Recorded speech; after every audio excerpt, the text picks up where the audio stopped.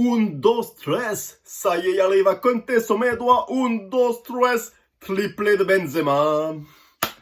Salut ami footeux, j'espère que tu vas bien. Bon ben il est extraordinaire quoi. Il est extraordinaire encore Karim Benzema hier soir. Je sais pas si tu as vu le match, mais ce classico il en valait la peine, surtout si tu es plus madrilène que catalan. Enfin voilà quoi, c'était encore un Benzema masterclass. Enfin, voilà quoi, en ce moment il revient, j'ai l'impression. Triplé par-ci, triplé par-là. Il avait mis un triplé dimanche contre Valladolid. Alors certains te diront oui, c'est Valladolid, voilà, ils sont nuls, ils sont 16e de Liga, même Ben Arfa a joué là-bas, enfin voilà, c'est... Mais bon, après, fallait voir les buts aussi contre Valladolid. Déjà, le triplé, il te le met en 7 minutes. Et puis voilà, une tête plongeante, une retournée, reprise acrobatique, un enveloppé en pleine lucarne à l'entrée de la surface. Enfin, trois beaux buts, trois super buts d'attaquants de classe mondiale, quoi. C'est high level, Karim Benzema, en ce moment, quoi. Il avait eu un passage à vide, il avait eu zéro dans Marca. Il avait été très, très mal noté dans Marca. Voilà. Mais bon, là, on voit qu'il revient, quoi. Enfin, je reviendrai sur lui après, parce que voilà, le triplé qu'il a mis contre Valladolid était magnifique. Et là, hier, il en met un contre le Barça, quoi. C'est le FC Barcelone, c'est le rival de toujours. C'est les premiers de la Liga actuellement, avec une dizaine de points d'avance. C'est comment dire, c'est high level quoi. Et la performance de Karim Benzema a été encore plus que high level hier soir quoi, à l'image de l'équipe en deuxième mi-temps. Bon, pour revenir vite fait sur la première mi-temps, le Real s'est fait bouffer. Le Real s'est fait bouffer. Je me suis dit ouais, ça sent pas bon cette demi-finale retour de Coupe du Roi. Et puis, il y a eu ce but juste avant la mi-temps qui a fait du bien, parce que comme je te le dis, il se faisait vraiment déglinguer, quoi. Je trouvais le Barça supérieur. Ça paraissait un peu indécis, mais tu te dis à un moment donné, le Barça, ils vont marquer, et après, autant ils vont dérouler, tu sais pas, quoi. Tu sais comment ça se passe, ce genre de match. Et puis, il y a eu le but de Vinicius, d'ailleurs, avec une très belle combinaison avec Benzema, qui a encore fait pas mal de travail sur l'action.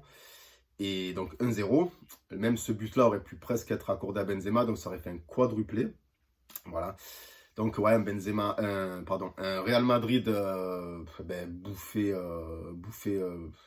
par le Barça tout au long des 45 minutes. T'as que Camavinga qui a un peu sorti la tête hors de l'eau, qui faisait un peu front face aux assauts catalans, mais c'était le seul quand j'y pense. Voilà. Et puis arrive la deuxième mi-temps où tu vois un Real totalement transformé. Vinicius... il est passé franchement, j'ai envie de te dire, d'une crotte à un super héros, quoi. Il s'est transformé, quoi. C'était Captain America en deuxième mi-temps, c'était vraiment quelque chose. Il faut aussi saluer son match. Voilà, Vinicius, Camavinga, Benzema, évidemment. Et voilà, quoi. Donc, moi, je suis content parce que je suis pro-madrilène plutôt que Barça, mais j'ai un profond respect pour l'FC Barcelone. Et pour revenir sur Benzema, voilà, moi, je me dis, le gars... mentalement, il est hyper costaud, quoi. Il est hyper costaud. Tu vois, là, il prend le 0 dans Marca. C'est cette Coupe du Monde qu'il a raté, et puis tout ce qui se passe derrière. Il a eu son ballon d'or, il aurait pu, tu sais, comme ils font ces Brésiliens, là, la plupart des Brésiliens, là, qui, ces dernières années, là, tu vois, tu prends Ronaldinho, tu prends Kaka. Tu vois, ils sont top level, c'est des joueurs de classe mondiale, ils sont fantastiques, ils ont le ballon d'or. Et dès qu'ils ont le ballon d'or, ben, relax, je me repose, ça y est, c'est un acquis, c'est un acquis. Alors, tu as Ronaldo en 98 qui a eu le ballon d'or, en 97, pardon, qui avait eu le ballon d'or et qui en 2002 l'a re-eu après sa grosse blessure. Ça, déjà, c'est mieux. Et puis lui, c'est plus vers la fin qui c'est un peu, voilà, mais il a quand même continué à être performant. Mais tu vois, tu prends Kaka, Ronaldinho, tu vois, c'est un peu une mentalité qui me plaît pas trop, moi, d'avoir ce ballon d'or et après de se reposer sur ses lauriers. Et c'est ce que ne fait pas Karim Benzema à 35 ans passé.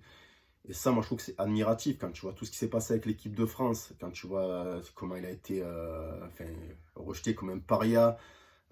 Il a été absent des Bleus pendant 6 ans, il a été 1000 fois critiqué, sachant que pour certains, il était pas bon quand il y avait Ronaldo, ou sinon, c'était grâce à Ronaldo que... voilà, j'entends des choses des fois, c'est rigolo, quoi, c'est rigolo. Mais quand tu connais vraiment le foot, et que tu vois que ce mec, il se met quand même au service de l'équipe à l'époque où il venait dans un Real de Madrid pour être une des superstars, avec Kaka et Ronaldo, parce qu'ils sont arrivés tous les trois en même temps en 2009. Et tu vois l'implication qu'il a encore aujourd'hui, il porte son équipe, comme l'année dernière en Ligue des Champions, ce qu'il fait sur la saison, c'est incroyable. Dans l'histoire de la Ligue des Champions, dans l'histoire du foot, je ne sais pas si un joueur a porté son équipe autant que ça.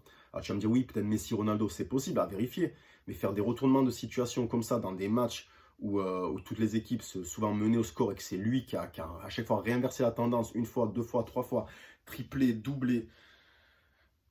Enfin, franchement, incroyable, quoi. Et tu vois, je pense à Ribéry quand il a raté son ballon d'or en 2013. Je ne sais pas si tu te souviens, l'année d'après, les 6 mois qui précédaient la Coupe du Monde 2014, il a chuté mentalement et moralement. On l'a plus reconnu. D'ailleurs, il n'a même pas fait la Coupe du Monde après parce qu'il a eu sa blessure ou je sais pas quoi. Enfin, c'était un peu bizarre cette histoire aussi. Et lui, non, il lui arrive tout le temps des trucs à Karim Benzema. Des trucs, mais ça pourrait plomber.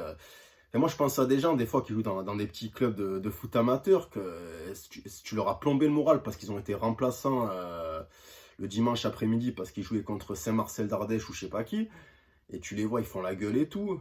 Et lui, ce mec-là, bon, c'est un professionnel, tu me diras, mais tout ce qui lui arrive dans sa vie footballistique, il fait front, et mentalement, je le trouve méga costaud, quoi. Et moi, malgré tout ce qu'il est, tout ce que certains ont pu dire de lui, ou penser de lui, il peut des fois faire le con sur les réseaux sociaux, c'est pas faux. Mais moi, je suis admiratif de sa tête, quoi. Alors certains diront, ouais, c'est un mec, il n'est pas intelligent, mais je te parle pas d'intelligence, je te parle de mental, je te parle de se dépasser, de supporter des choses que beaucoup ne supporteraient pas. Alors voilà, à 35 ans et demi, il est encore performant. Alors tu me diras, oui, Messi, Ronaldo, Zlatan Ibrahimovic.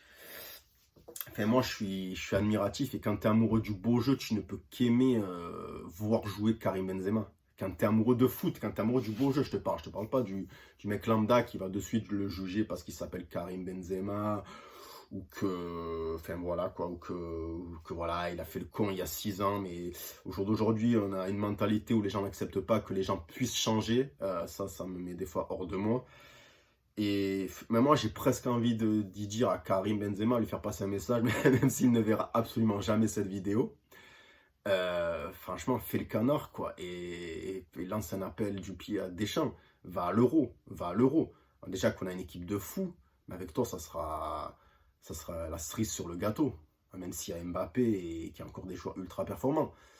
Et là, je vois déjà les gens venir, oui, mais s'il vient, il va foutre la merde, voilà, c'est Karim Benzema, il va prendre toute la lumière, il va prendre tous les contrats publicitaires, tu te rends pas compte, non, c'est un verre dans la pomme, faut pas le prendre.